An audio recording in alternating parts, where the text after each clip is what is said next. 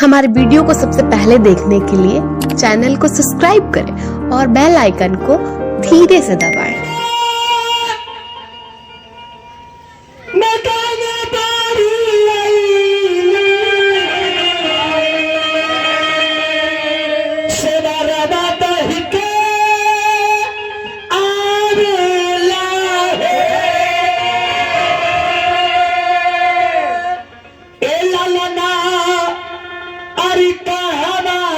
कृष्ण जी जनमनी महलिया होके सोहर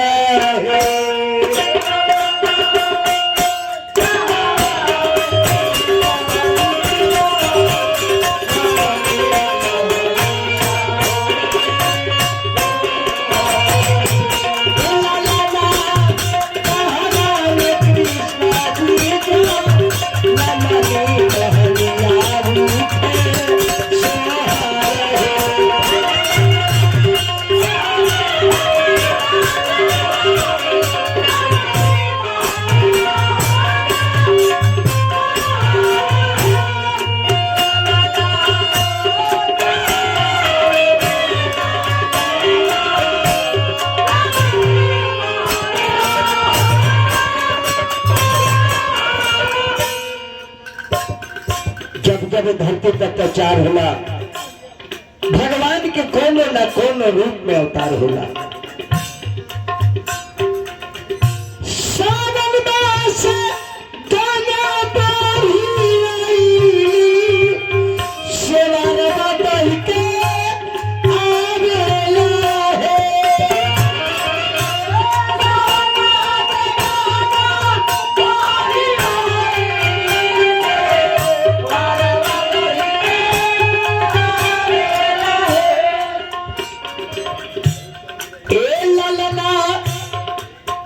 जय हो कन्हैया।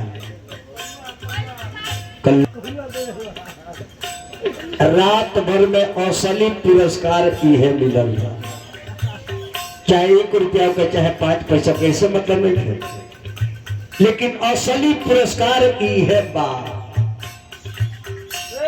जिसके अंदर टेंशन नहीं, वही मालिक का सच्चा भक्त है। इनकरा का टेंशन प्रधान हुई कि ना हुई, इनका जो हम चाहे तो हम चाहे, टेंशन लेने की कोई आवश्यकता नहीं।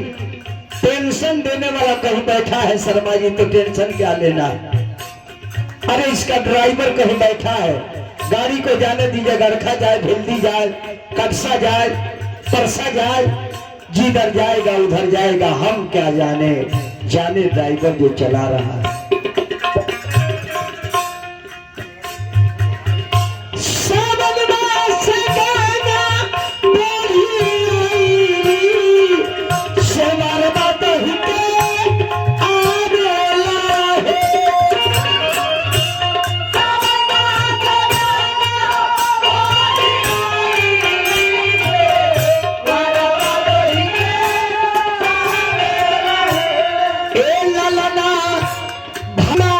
कृष्ण जी जो नमनी महलिया रूठे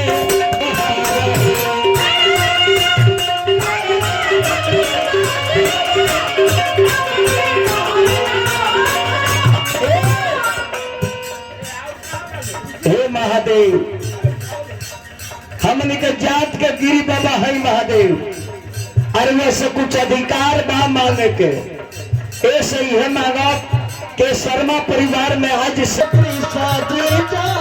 नमनी महलिया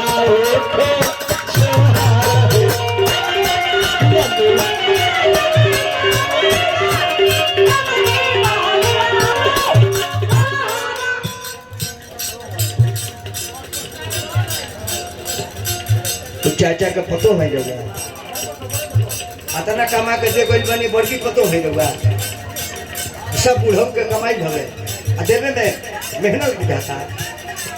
अरे तीसरा नंबर 1 2 3 बाबा विजेंद्र गिरी, चाचा के तीसरा पतो अरुगा बड़ बेटी पहिला था हमरा भौजी ले तो तेज हमर महीना ठीक दिया।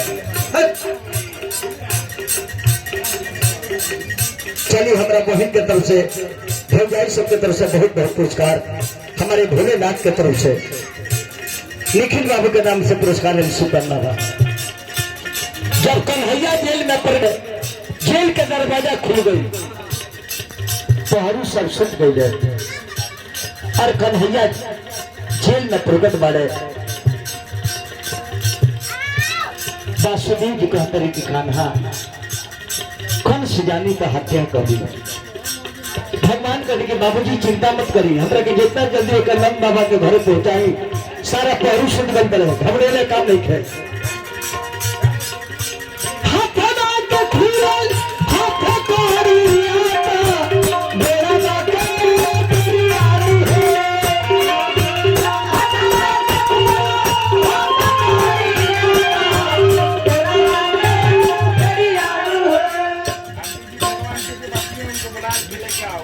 बाबा धीरज कुमार पांडे जी पुरस्कार देने बने 100 रुपया, पढ़ लिखा ये 37 बनी।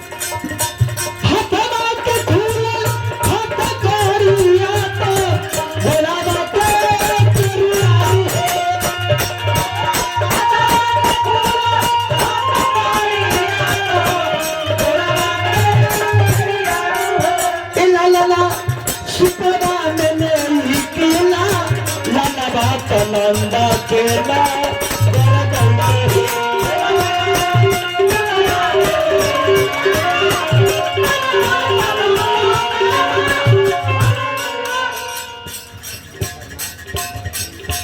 परमादानी स्त्री में शर्मा जी विमर्शन थाना मसरत 100 रुपया दिला बनी बड़ी कलाकार का मानी नहीं हम उमेश शर्मा जी के स्वागत करता है।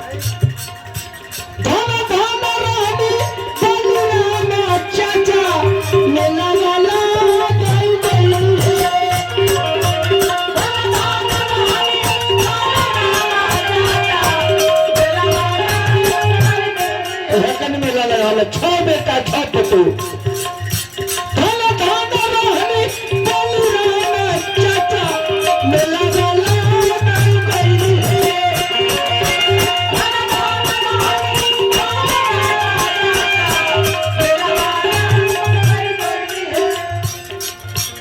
इलाला धना धन तिवारी तेलावा कसुने लोगा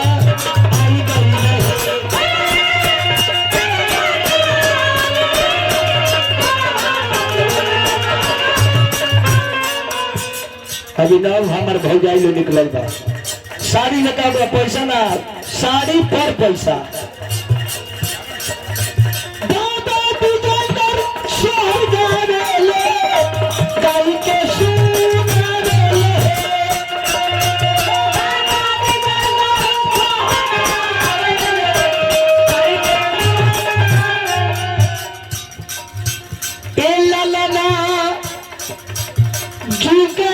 के बोल हो एहा बात हमारा मैदान प्रजापति को सुहाग बने रहे। हमारा बड़ बहन के तरफ से पुरस्कार बहना के गोला के तनी प्रणाम करता है। वहाँ के साली अनिमोशी अरुओं का प्रणाम करता है।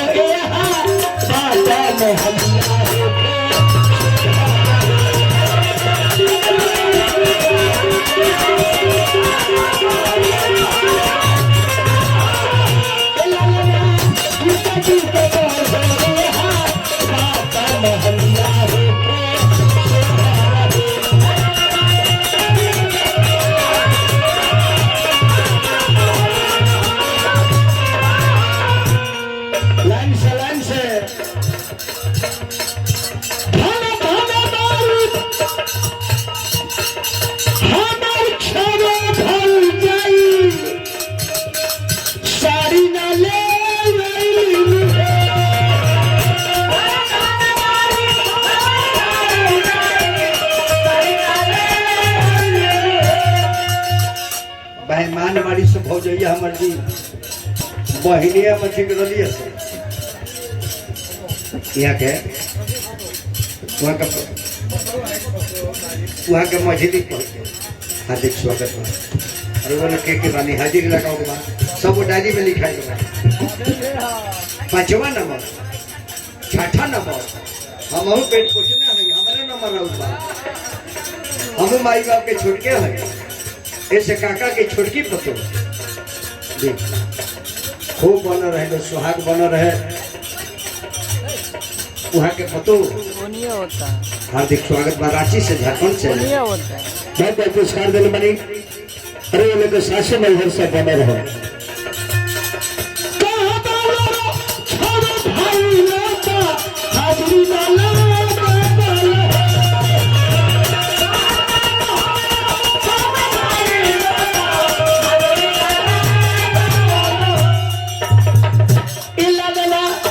मन भोल जैया रुपैया सबनी